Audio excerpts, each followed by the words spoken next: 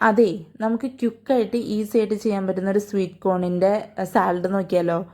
Dressing ഒന്നും ഇല്ലാണ്ട്. അപ്പോൾ ആദ്യം ഇതേ സ്വീറ്റ് കോൺ ഇതുപോലെ പുഴുങ്ങിയെടുക്കുക. നിങ്ങൾക്ക് ആവിയേറ്റുമെങ്കിൽ ആവിയേറ്റാം, വെള്ളത്തിലിട്ട് പുഴുങ്ങണമെങ്കിൽ പുഴുങ്ങാം, എങ്ങനെയായാലും. പിന്നെ ഇതേ ക്യുക്കുംബർ ഇതുപോലെ ചെറിയ പീസസ് ആയിട്ട് അരിഞ്ഞെടുക്കുക. ക്യാരറ്റും ഇതുപോലെ ഗ്രേറ്റ് ചെയ്തെടുക്കുക. ഉള്ളിയും ചെറുതായിട്ട് ക്യൂബായിട്ട് അരിഞ്ഞെടുക്കുക. പിന്നെ ഈ ഒരു ലെമൺ മൊത്തം വേണ്ട, ഇതിൻ്റെ മൂന്നിലൊരു ഭാഗം മതി. ഒരുപാട് പുളി വരുമ്പോൾ നമുക്ക് കഴിക്കാൻ പറ്റിയെന്ന് വരില്ല. എന്നിട്ട് ഇതെല്ലാം കൂടിയിട്ട് ഒരു ബൗളിലേക്ക് ഇടുക.